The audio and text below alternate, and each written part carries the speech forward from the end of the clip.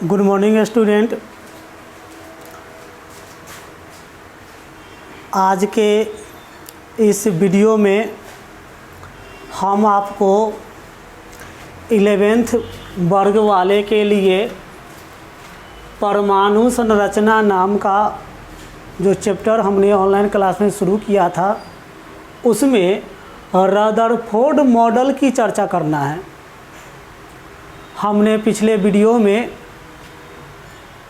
Thompson परमाणु model तक चर्चा कर दिया था, उसके बाद क्लास रुक गया था, तबीयत ठीक नहीं था इसलिए थोड़ा दिक्कत हुआ।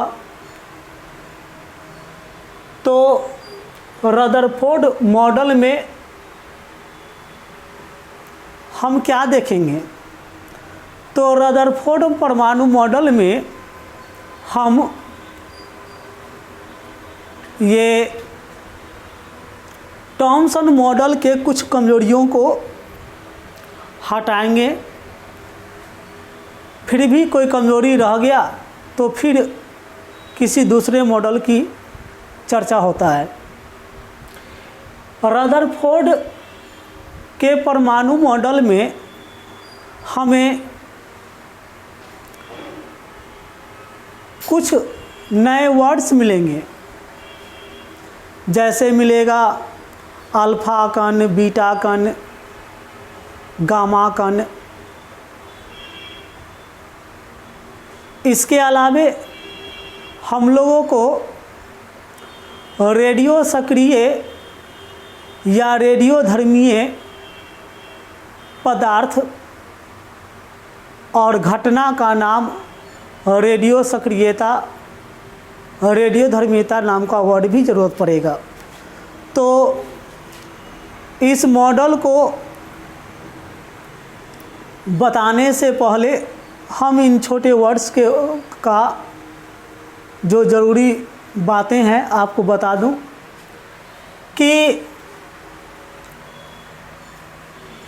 प्रकाश का वैसा रूप जिसमें तरंग और कण दोनों का गुण हो,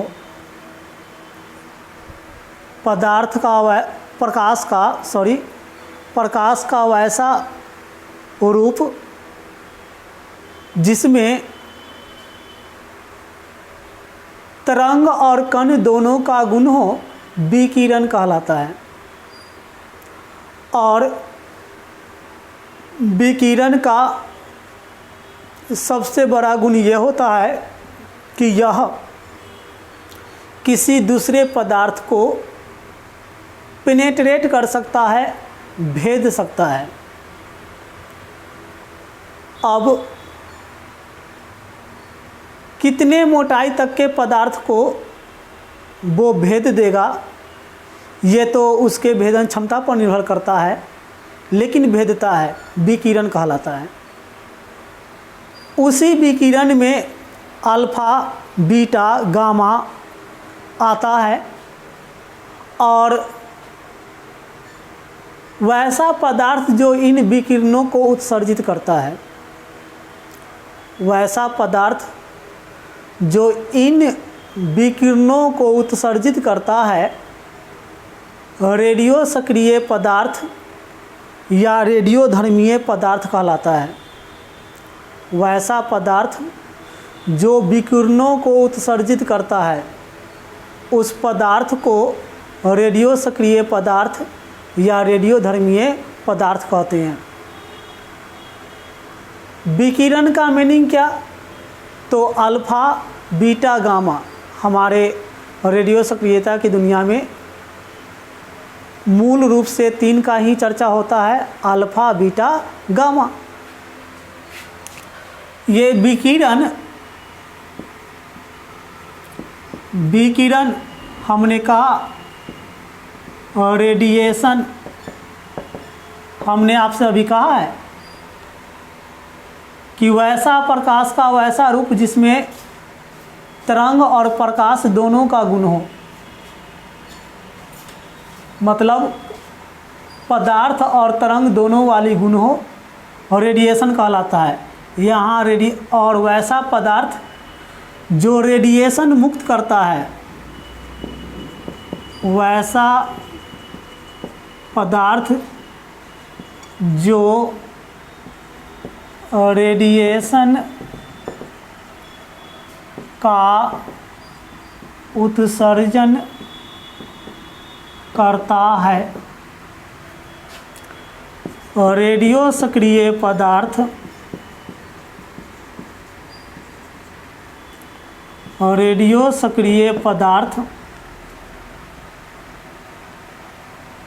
या रेडियो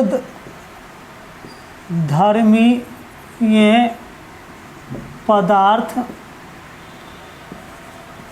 रेडियो एक्टिव सबस्टांस कहलाता है। और ये alpha beta gamma radiation 3 alpha beta gamma. Alpha समतुल्य होता है हीलियम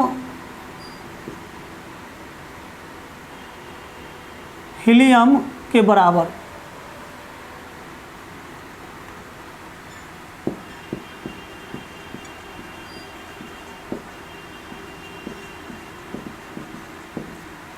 मीनिंग ये अल्फा धन आवेश वाला होता है,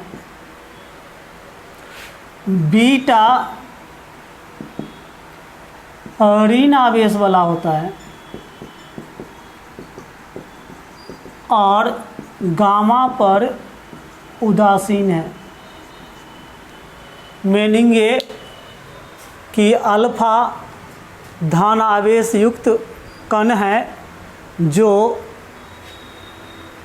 हीलियम परमाणु जो प्लस चार्ज आवेश रखता है उसके बराबर माना गया है, और बीटा ऋण आवेश वाला है, गामा उदासीन है। अल्फा बहुत ही पतले पॉलीथीन इतने पतले धातु के चादर को भेद सकता है। बीटा अल्फा से 1000 गुना ज़्यादा भेदन क्षमता रखता है और गामा सबसे अधिक। अर्थात हमें जो रदरफोर्ड मॉडल में कुछ मूल वर्ड जानना था, विकिरण तो अल्फा बीटा गामा, और रेडियो सक्रिय पदार्थ तो वैसा पदार्थ जो रेडिएशन का उत्सर्जन करता है, और रेडियो सक्रिय पदार्थ या रेडियो धर्मीय पदार्थ कहलाता है। अल्फा कण हीलियम के बराबर है और धन आवेश रखता है, बीटा ऋण आवेश रखता है और गामा उदासीन है। इसके बाद हमें रदरफोर्ड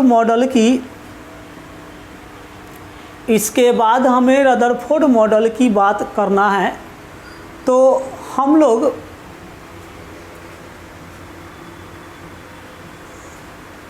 थोड़ा सा याद कीजिए कि हमने थॉमसन मॉडल में क्या पढ़ा।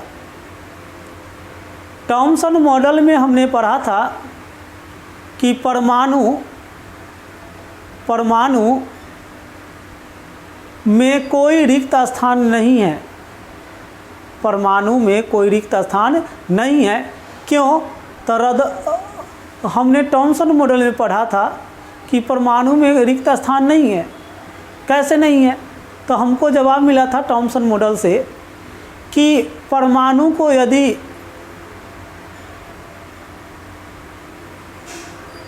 तरबूज के समतुल्य मान करके परमाणु को यदि गोलाई भाग से काटा जाए तो तरबूज के अंदर खाने वाला लाल भाग और काली बीज के अलावा कोई और जगह खाली नहीं रहता।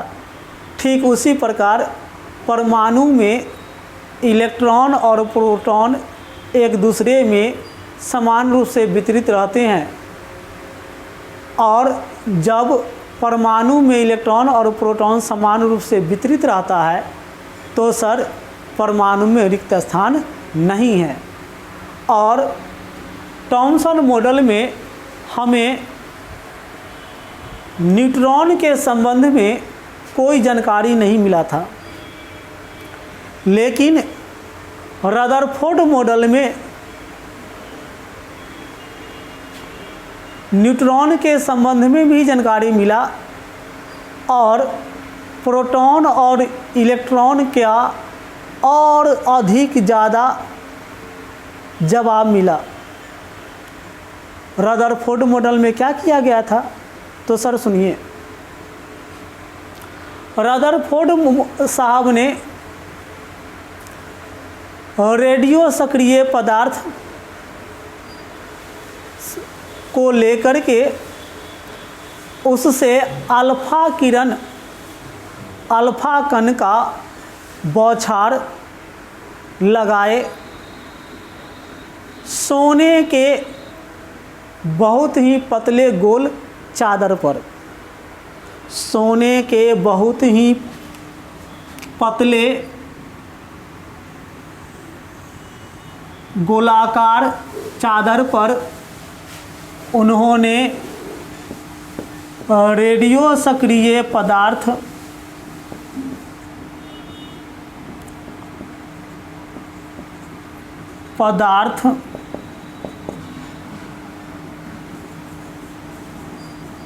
और रेडियो सक्रिय पदार्थ से अल्फा कण का बम्बारमेंट करवा देती है।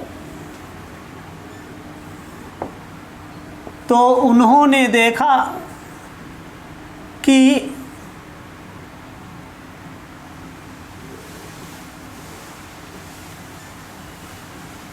हजारों के हजारों कण,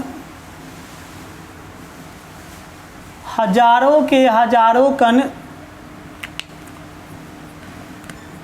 उस सोने के पत्थर को पार कर गया, लेकिन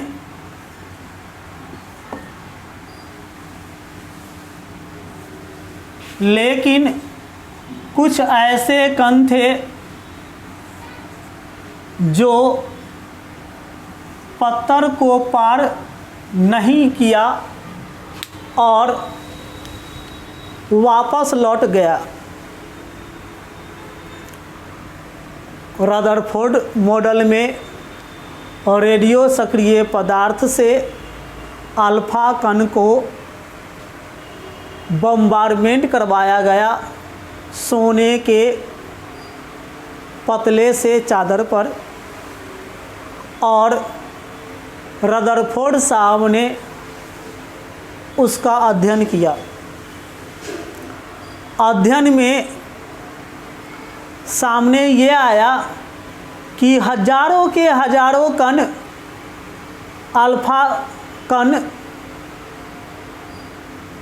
सोने के उस पत्थर को भेद करके पार चला गया, लेकिन उसमें कुछ ऐसे भी कण थे जो जिस रास्ते से गया उसी पथ पर, उसी रास्ते पर वापस आया, अथवा अपने मार्ग से थोड़ा सा विचलित होकर, थोड़ा सा हटकर, अपने मार्ग से थोड़ा सा विचलित होकर या थोड़ा सा हटकर वो वापस लौट गया।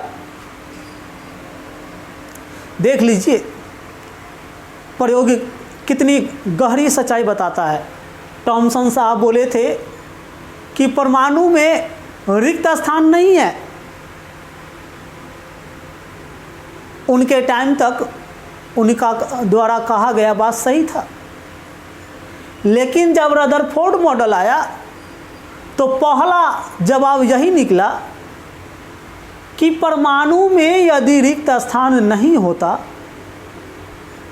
परमाणु में यदि रिक्त स्थान नहीं होता तो जितने अल्फा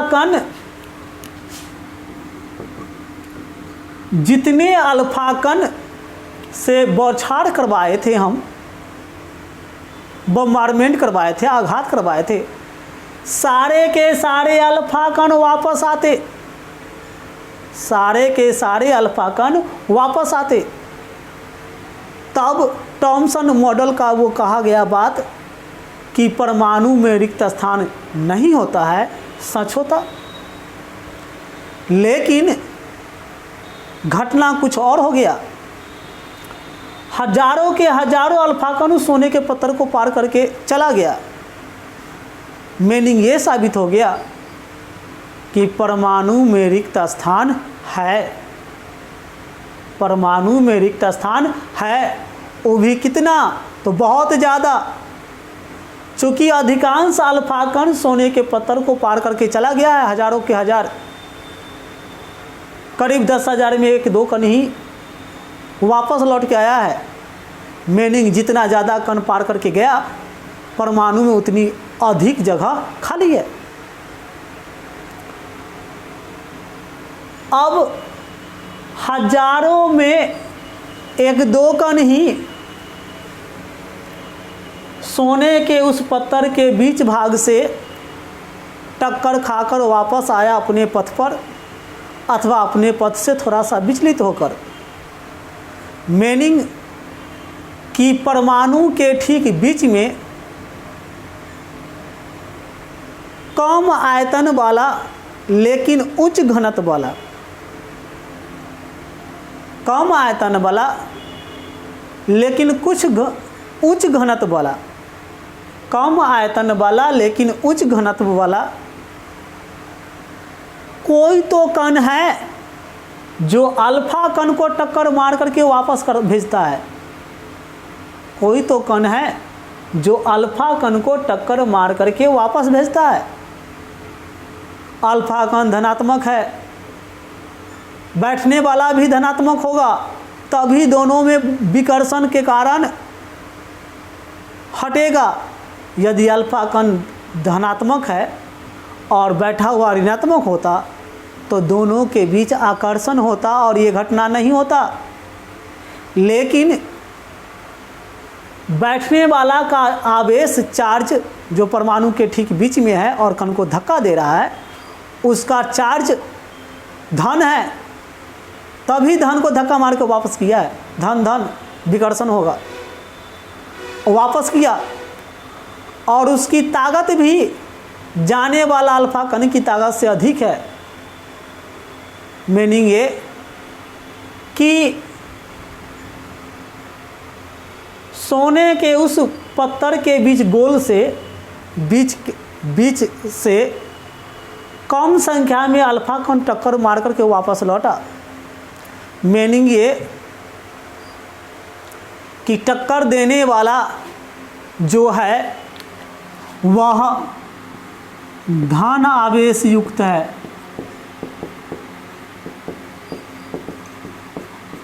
और उसकी घनत्व भी उच्च है। और यही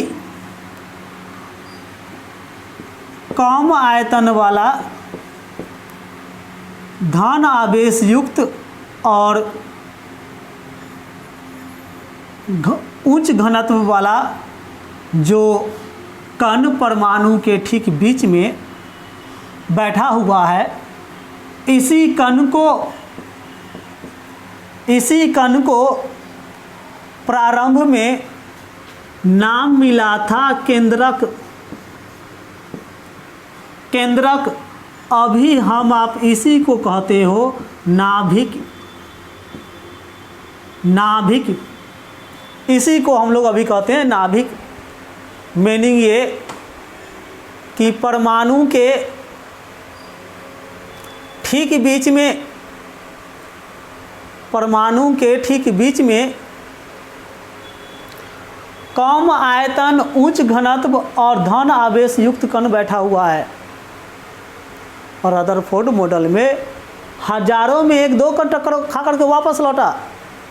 मीनिंग ये कि जब अल्फा कण जो टक्कर देने के लिए गया था उसका चार्ज धन है और वह टक्कर खा करके वापस लौटा है, तो मीनिंग सीधा है सर कि बीच में जो बैठा हुआ है वह कम आयतन का है, उच्च घनत्व का है और धन आवेश युक्त है। इसी को प्रारंभ में, इसी कण को प्रारंभ में नाम मिला था केंद्रक। अभी वही प्रसिद्ध है नाभिक नाम से, अर्थात परमाणु के ठीक बीच में, परमाणु के ठीक बीच में कम आयतन, उच्च घनत्व और धन आवेश युक्त कण होता है। परमाणु के ठीक बीच में कम आयतन, उच्च घनत्व और धन आवेश युक्त कण होता है। इसी कण को नाभिक कहते हैं। और नाभिक का आविष्कारक कौन? तो चूंकि नाभिक मिला किस मॉडल से? रदरफोर्ड मॉडल से, तो नाभिक का खोजकर्ता रदरफोर्ड, नाभिक का खोजकर्ता रदरफोर्ड। और नाभिक में अभी चर्चा हुआ सर कि धन आवेश युक्त है, उच्च घनत्व है, कम आयतन है, मतलब नाभिक का जो आवेश है वो धन है। तो सर परमाणु का 3 मौलिक कण, परमाणु का 3 मौलिक कण कौन कौन? Proton, electron, neutron. नाभिक में अभी अभी जो निष्कर्ष निकला हम लोग को, उसमें नाभिक में चार्ज कैसा मिला? धन। धन चार्ज नाभिक का है, प्रोटॉन का भी चार्ज धने होता है। मीनिंग है कि नाभिक में प्रोटॉन रहता है, अर्थात किसी भी परमाणु के जितने भी प्रोटॉन होते हैं, किसी भी परमाणु के जितने प्रोटॉन होते हैं, सभी के सभी प्रोटॉन नाभिक में सामूहिक रूप से उपस्थित रहता है। थॉमसन मॉडल में पूरे परमाणु में वितरित बताया गया था, निष्कर्ष गलत साबित हो गया।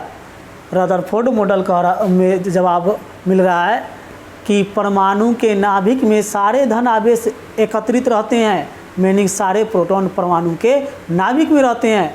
आगे चल के खोज में मिला कि परमाणु के नाभिक में प्रोटॉन के अलावे उदासीन कण न्यूट्रॉन भी रहता है, और नाभिक में प्रोटॉन के अलावे उसके उदासीन कण न्यूट्रॉन भी रहता है। अर्थात नाभिक के अंदर कौन कौन? तो नाभिक के अंदर प्रोटॉन और न्यूट्रॉन दोनों रहता है, इसीलिए नाभिक का घनत्व उच्च हो जाता है। सारे के सारे वेट परमाणु के का जो द्रव्यमान होता है वो कहाँ के रहता है? नाभिक में। क्यों? तो प्रोटॉन का वेट, न्यूट्रॉन का वेट, लेकिन इलेक्ट्रॉन मेरा वेट लेस है। ऐसी स्थिति में परमाणु का वेट डिपेंड करेगा प्रोटॉन और न्यूट्रॉन पर। तो प्रोटॉन का द्रव्यमान जोड़ दीजिए, न्यूट्रॉन का द्रव्यमान जोड़ दीजिए, दोनों का द्रव्यमान जोड़ दीजिए, तो वो किसका? नाभिक का द्रव्यमान हो जाएगा, अर्थात परमाणु का द्रव्यमान हो जाएगा न्यूट्रॉन और प्रोटॉन के वेट को जोड़ करके। इलेक्ट्रॉन के बारे में कहा जाता है कि इलेक्ट्रॉन में द्रव्यमान लगभग 0 होता है। तो इलेक्ट्रॉन के द्रव्यमान से हमको कोई मतलब ही नहीं रहा, अर्थात परमाणु का टोटल द्रव्यमान कहाँ केंद्रित रहता है? नाभिक में। नाभिक में प्रोटॉन और न्यूट्रॉन मिलता है। प्रोटॉन धन आवेश वाला, न्यूट्रॉन उदासीन कण, अर्थात प्रोटॉन का आवेश ही नाभिक का आवेश होता है। न्यूट्रॉन उदासीन कण, प्रोटॉन धन आवेशित कण, तो प्रोटॉन का आवेश ही नाभिक का आवेश, प्रोटॉन धन आवेश वाला है, इसलिए नाभिक भी धन आवेश वाला। मीनिंग ये कि रदरफोर्ड मॉडल में हमें यहाँ तक जानकारी मिल गया कि प्रोटॉन कहाँ, न्यूट्रॉन कहाँ, अवस्था कैसी है। अभी भी हमें इलेक्ट्रॉन के बारे में चर्चा नहीं हुआ रदरफोर्ड मॉडल में। तो सुनिए, रदरफोर्ड मॉडल में न्यूट्रॉन के बारे में रदरफोर्ड मॉडल में न्यूट्रॉन के बारे में कहा गया कि प्रोटॉन। रदरफोर्ड मॉडल में इलेक्ट्रॉन के बारे में कहा गया कि परमाणु के नाभिक के चारों ओर इलेक्ट्रॉन चक्कर काटता है। प्रोटॉन का स्थिति तो नाभिक में, न्यूट्रॉन का स्थिति भी नाभिक में, बच गया इलेक्ट्रॉन।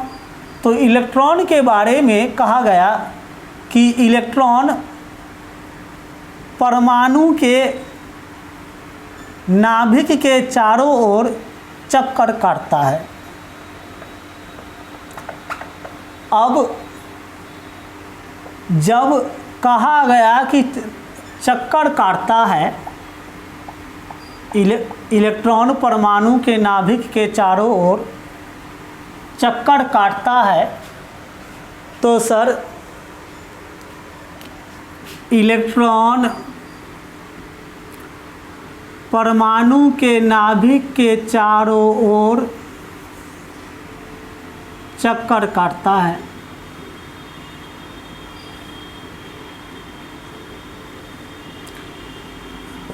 इलेक्ट्रॉन परमाणु के नाभिक के चारों ओर चक्कर काटता है। तो सर यदि इलेक्ट्रॉन नाभिक के चारों ओर चक्कर काटता है तो इस कार्य के दौरान इलेक्ट्रॉन के ऊर्जा में कमी आना चाहिए और इलेक्ट्रॉन के ऊर्जा में कमी आने का मीनिंग है कि इलेक्ट्रॉन जैसे जैसे ऊर्जा विहीन होता जाएगा वैसे वैसे धन आवेश युक्त नाभिक का आकर्षण बल बढ़ेगा और वह नाभिक की ओर खिंचाता हुआ चला जाएगा। और एक टाइम ऐसा आएगा कि इलेक्ट्रॉन नाभिक से टक्कर कर लेगा, मीनिंग विस्फोट होगा, नाभिक का नाश हो जाएगा। नाभिक का नाश होने का मतलब है कि परमाणु का नाश होने का मतलब है अणु यौगिक पदार्थ का नाश। और हमने तो पढ़ा है कि पदार्थ का न तो निर्माण होता है न ही नाश होता है, अर्थात द्रव्यमान का हम न तो निर्माण कर सकते हैं और न ही द्रव्यमान को नष्ट कर सकते हैं। हाँ, हम पदार्थ का न तो निर्माण कर सकते हैं और न ही नाश कर सकते हैं। पदार्थ का गुण, अवस्था, आकार हम अपने उपयोग के मुताबिक बदल सकते हैं, हम उसे नष्ट नहीं कर सकते। लेकिन रदरफोर्ड मॉडल में इलेक्ट्रॉन के संबंध में जो कहा गया वो ये था कि इलेक्ट्रॉन परमाणु के नाभिक के चारों ओर चक्कर काटता है तो इलेक्ट्रॉन के ऊर्जा में कमी आएगा। कमी की वजह से यह नाभिक में गिर जाना चाहिए था, नाभिक का नाश होना चाहिए था। ऐसा होता नहीं है, अर्थात सच में इलेक्ट्रॉन नाभिक में गिरता नहीं है। क्यों? कौन ऐसी शक्ति है कि इलेक्ट्रॉन को ऊर्जा विहीन नहीं होने देता है और इलेक्ट्रॉन नाभिक में गिरता नहीं है? यहाँ इस निष्कर्ष पर आकर के रदरफोर्ड साहब ने एक्सप्लेनेशन नहीं किया, वर्णन नहीं किया। इसका वर्णन हम लोग को बोर मॉडल में मिलता है। आने वाला मॉडल हम लोग का बोर मॉडल है। फिर भी सुन लीजिए, हमें कहा गया कि इलेक्ट्रॉन नाभिक के चारों ओर वृत्ताकार पथ पर चक्कर काटता है, मीनिंग, और वो गिरता भी नहीं है। तो केंद्राभिसारी बल और केंद्रापसारी बल, फिजिक्स में आप पढ़े हैं, केंद्राभिसारी बल और केंद्रापसारी बल दोनों मिलकर के इलेक्ट्रॉन के ऊर्जा को कम होने नहीं देता है। अथवा यूँ कहिए तो यहाँ जिस वृत्ताकार पथ पर चक्कर काटने की बात रदरफोर्ड साहब किए हैं, बोर मॉडल से निष्कर्ष ये निकला हुआ है कि प्रत्येक इलेक्ट्रॉन की अपनी एक पथ होता है, वृत्ताकार पथ, और अपनी उस निश्चित पथ पर ही इलेक्ट्रॉन चक्कर काटता है। और जब पथ निश्चित है तो ऊर्जा निश्चित रहता है, अर्थात इलेक्ट्रॉन की ऊर्जा निश्चित होता है और निश्चित वृत्ताकार पथ पर ही चक्कर काटता है, अर्थात कोई इलेक्ट्रॉन एक दूसरे से टक्कर नहीं कर पाता, किसी इलेक्ट्रॉन की ऊर्जा में कमी नहीं होता। और इस तरह रदरफोर्ड मॉडल के कमी को हम और भी डिटेल्स से बोर मॉडल में जाकर के एक्सप्लेनेशन लेंगे। जिस वृत्ताकार पथ पर इलेक्ट्रॉन के चक्कर काटने की बात रदरफोर्ड साहब किए हैं, उसी वृत्ताकार पथ को हम लोग नाम देते हैं कक्षा, अंग्रेजी में सेल, हिंदी में कक्षा। और इसी को हम लोग जब इलेक्ट्रॉनिक विन्यास लिखते हैं तो KLMN, K से Q तक, और अंक में 1 से लेकर 7 तक नोट जो हम आप करते हो इलेक्ट्रॉनिक विन्यास में 1s2 2s2 2p6 में, वो 1 से लेकर 7 तक आधार के रूप में, और अंक में K से लेकर Q तक जो हम आप लिखते हो वह इसी कक्षा का नाम है जिस कक्षा पर इलेक्ट्रॉन चक्कर काटता है। जिस वृत्ताकार पथ पर इलेक्ट्रॉन चक्कर काटता है उस वृत्ताकार पथ को ही कक्षा, सेल अथवा ऊर्जा स्तर, क्यों तो ऊर्जा निश्चित रहता है इसलिए ऊर्जा स्तर कहा गया। इस तरह रदरफोर्ड मॉडल के डिटेल्स हम आपको सुना दिए। अब रदरफोर्ड मॉडल्स में हमें 3 चीज़ की जानकारी मिल गया। प्रोटॉन कहाँ, नाभिक में, न्यूट्रॉन कहाँ, नाभिक में, इलेक्ट्रॉन की स्थिति क्या है, तो इलेक्ट्रॉन नाभिक के चारों ओर वृत्ताकार पथ पर चक्कर काटता है। इलेक्ट्रॉन नाभिक का खोज करता कौन, रदरफोर्ड। नाभिक में क्या क्या रहता है, तो प्रोटॉन और न्यूट्रॉन। नाभिक का आवेश कैसा, तो धन आवेश। क्यों नाभिक का आवेश धन आवेश, तो हमने पढ़ा कि नाभिक में प्रोटॉन और न्यूट्रॉन रहता है। मीनिंग क्या, न्यूट्रॉन तो उदासीन कण है, इलेक्ट्रॉन यहाँ है नहीं, तो फिर नाभिक का आवेश किस पर निर्भर कर गया, प्रोटॉन के आवेश पर, और प्रोटॉन का आवेश धन आवेश होता है, इसलिए नाभिक का आवेश भी धन आवेश। नाभिक में प्रोटॉन और न्यूट्रॉन, और नाभिक का आवेश प्रोटॉन के आवेश पर निर्भर किया, प्रोटॉन का आवेश धन आवेश, इसलिए नाभिक का आवेश भी धन आवेश। परमाणु के सारे वजन वेट कहाँ पर केंद्रित है, तो नाभिक में। क्यों, तो प्रोटॉन में वेट होता है, न्यूट्रॉन में वेट होता है। प्रोटॉन और न्यूट्रॉन के वेटों के संख्या, वेटों को जोड़ दो, द्रव्यमानों को जोड़ दो तो नाभिक का द्रव्यमान निकलेगा। इलेक्ट्रॉन को द्रव्यमानहीन कण माना गया है, इसलिए इलेक्ट्रॉन के द्रव्यमान को तो लगभग शून्य मान लें हम लोग। तो परमाणु का टोटल द्रव्यमान किस पर निर्भर करेगा, प्रोटॉन के द्रव्यमान और न्यूट्रॉन के द्रव्यमान, अर्थात नाभिक के द्रव्यमान पर। मीनिंग ये कि परमाणु में जो भी द्रव्यमान होता है वह नाभिक पर निर्भर करता है, नाभिक में बैठा रहता है। नाभिक क्या है, तो कम आयतन वाला उच्च घनत्व वाला धन आवेश युक्त कण को प्रारंभ में केंद्रक या बोला गया था, वही आगे चल के प्रसिद्ध है नाभिक। और इस तरह हम लोगों का रदरफोर्ड मॉडल कैसे टेस्ट हुआ था, उसका निष्कर्ष क्या निकला, आपको बता दिया गया था। अगले वीडियो में हम लोग छोटी छोटी कई टॉपिक है, परमाणु संख्या, परमाणु द्रव्यमान, समस्थानिक, संभारिक, ये सब की चर्चा करेंगे। तब तक आप इसे पढ़िए।